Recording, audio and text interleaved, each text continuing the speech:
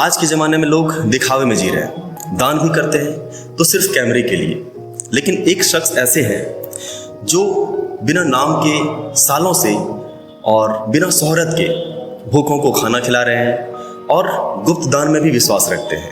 इन्हें ना राजनीति बदल पाई है अभी तक, ना ही ये दिखावा का जिंदगी जीते हैं।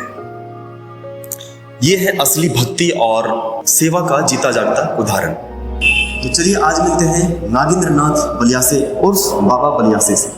नमस्ते सर, आपका स्वागत है। सबसे पहले तो आपका धन्यवाद जो आपने यह मंच दिया हमें अपनी बातों को रखने के लिए, और आपके माध्यम से देखने वाले सभी दर्शक को मेरा नमस्कार, सलाम, आदाब। स्टार्ट करते हैं सर। आगे आपसे मैं सर ये जानना चाहूँगा, सर ये देवघर को ऊर्जा का केंद्र भी कहा जाता है, वो कैसे सर? तो वही ज्योतिर्लिंग का जो ताकत है वही ऊर्जा का केंद्र है। आप देखते होंगे, अगर आप बाबा मंदिर जाते होंगे तो आपका एक आचरण जो अलग एक ऊर्जा अलग ऊर्जा होता है। बाहर में जो आपका है वो अलग ऊर्जा है, और वहाँ अंदर मंदिर गए तो एक अलग ऊर्जा आ जाती है, एकदम शांत, एक अलग ताकत आ जाता है, एक अलग भावना आ जाती है। तो यही ऊर्जा है। यहाँ चंद्रमणि भी है, बाबा मंदिर के ऊपर में एक चंद्रमणि है, जिससे रोज हर हमेशा बूंद बूंद बूंद करके पानी टपकता है, जो डायरेक्ट शिवलिंग पर जाता है। तो ऐसा कहा जाता है कि विश्वकर्मा भगवान ने ऐसा बनाया ही है बाबा मंदिर को, जो कोई नहीं हो तो भी वहां पर पूजा होता है अपने आप। तो पानी सर अपने आप आता है? अपने आप आता है, उसका कोई अभी तक साइंटिफिक रीजन? कोई रीजन नहीं बताता। ये तो पहली बार सुना है मैंने। सर आपने राजनीति का भी मैदान देखा है और बाबा बैद्यनाथ की भक्ति भी की है, तो सर मैं ये जानना चाहूँगा कि मंदिर जाना आना ये सिर्फ भक्ति है या फिर उससे भी कुछ ज़्यादा गहरा है? कि आदि काल से ही हम लोगों ने देखा, सुना, समझा है। तो महादेव जी ने एक कंपटीशन रखा था अपने दो बेटों के बीच, कार्तिकेय और गणेश के बीच। कार्तिकेय महाराज अपने मयूर पर बैठ के चारों धाम घूमने निकल गए, और गणेश जी ने अपने मूषक पर बैठ के अपने पिता और माता का चार परिक्रमा करके ही चारों धाम का पुण्य कमा लिया, जिसके कारण ही आज गणेश का पहला पूजा होता है। तो हम सब में यह भावना है, मंदिर ठीक है, पूजा की एक जगह है, पूजा होनी चाहिए, पूजा करनी चाहिए, वहाँ एक शांति की जगह है, एक धार्मिक जगह है, लेकिन माता पिता और घर पहले है। कोई दुखी आदमी है तो वो पहले है, भगवान तो है ही, उसमें कहीं कोई बात नहीं, और वो अपनी शांति में ही भगवान मिलते हैं और देखते हैं। कुछ अच्छा कर जाएं समाज के लिए, यह सबसे बड़ी उपलब्धि होगी। सर आपसे हम ये जानना चाहेंगे कि बैद्यनाथ धाम की जो शक्ति है ये बहुत प्रभावशाली है, तो सर इसका कुछ हमको एक छोटा सा किस्सा सुना दे तो बहुत अच्छा है।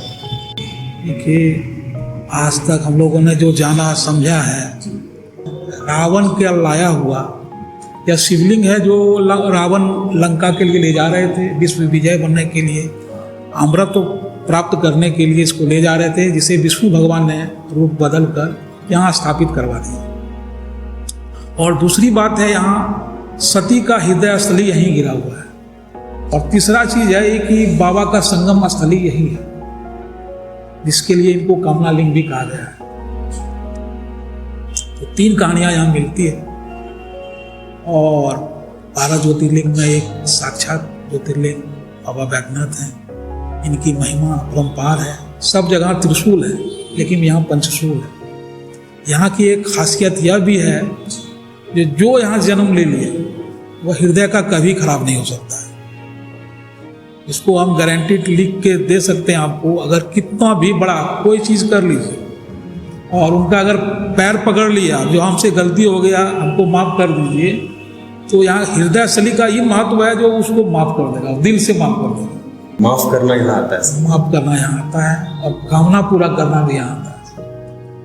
और पंचशूल का एक सबसे बड़ा चीज है, यहाँ अन्याय कभी बर्दाश्त नहीं होता है, और वो साक्षात महादेव ही उन्हें अपने पास में लेते हैं और उनका इंसाफ करते हैं। सर यहाँ पे अगर भक्ति को अनुशासन से जोड़ें तो आपके अनुसार सर भक्ति भी और अनुशासन भी उस पर इंक्लूड हो, ये कैसे हो सकता है? देखिए, बाबा बैद्यनाथ धाम तो बहुत छोटा जगह था, लोग यहाँ के बारे में जानते तक नहीं थे। लेकिन हम जो समाज से आते हैं जी। वह समाज अनुशासन भी सिखाती थी। और यहाँ का जो है आज मेला लग रहा है, लोग आते हैं, कोई किसी को जानता नहीं है, कोई किसी को पहचानता नहीं। लेकिन एक हमारी समाज जो है, ये आपका बाबूजी कब आए थे, आपके दादाजी कब आए थे, आप कब आए हैं, एक टोटल बही खाता में नोट, वो आपको आपके छड़दादा लगड़दादा का हिस्ट्री बता सकते हैं। और उनका यह एक मेन पूंजी भी है। हम ऐसे समाज से हैं जो हर हमेशा कामना करते हैं जो सबका अच्छा हो, जिससे मेरा भी अच्छा हो। हम बाबा बैद्यनाथ से कामना करते हैं जो हमारे जजमान जो आते हैं उनका अच्छा हो। और पहले के ज़माना में यहाँ कोई व्यवस्था नहीं थी। आपने देखा होगा या सुना होगा, जो बाबा धाम बहुत छोटा जगह था, यहाँ कोई व्यवस्था नहीं थी, ना होटल था, ना कहीं कुछ था। वो पंडा जी के यहाँ रहते थे, वहाँ खाना बनाते थे, या पंडा जी खुद खाना बना के उनको खिलाते थे। और अगर पैसा घर जाता था तो उनको घर तक पहुँचाते थे। ये अनुशासन हमारे समाज के लोगों ने ही दिखाया सिखाया है। यहाँ सबके लिए एक यात्री है, लेकिन हमारा जो यहाँ जो आते हैं यात्री, वो हमारे सब चीज़ होते हैं, वो हमारे मेहमान होते हैं, हमारे अन्नदाता होते हैं। इसलिए हमेशा हम लोगों ने सबका कामना अच्छा हो, इसी के लिए बाबा बैद्यनाथ से कामना करते हैं और उनका कामना पूरा भी होता है। और हमारा जो स्लोगन है तो सबकी जय हो, तो बस यही है, सबका जय होगा तो खुद मेरा भी जय होगा। अगर सब अच्छा रहेंगे तो भी अच्छा रहेंगे। सर, नौजवानों के अंदर ये चीज आना चाहिए पहले से, या फिर बुढ़ापे में ही सही है? ये जो आध्यात्मिक ज्ञान है, एक दूसरे को प्रेम करने का जो भाव है, ये आप देखिएगा, बच्चे से ही प्रेम का लगाव सबके प्रति होता है। जैसे कि आप बच्चे को गोदी लेते हैं, उससे एक भावना जगाती है, एक प्यार हो जाता है उससे। ये भावना तो सब में है, जगाने का काम है। कोई पहले जगाता है, कोई बाद में जगाता है। ये मतलब कि हर खलनायक में कहीं न कहीं नायक छुपा हुआ है, वो बस जगाने का। कि सर, ये आपके अंदर जो ये ताकत है दान करने की, सेवा करने की, ये सर आती कहाँ से है? आपके अंदर इतनी ताकत आती कहाँ से? कि यह पूर्वजों का आशीर्वाद है और अपने घर का देखा हुआ जो संस्कार है, उसी से मुझे यह ताकत मिलती है। और हमारे दादाजी, हमारे पिताजी ने जिस समय मेरे गांव में कहीं कुछ नहीं था और लोग यहाँ आते थे पैदल, और अपना घर का लास्ट में वाला जो बचा रहता था उनको खिला के वह भूखे रहते थे, उसी से मुझे सीख मिली है। और उसी से मैं बढ़ चढ़ कर आज लोगों के बीच रहता हूँ और लोगों की मदद करता हूँ।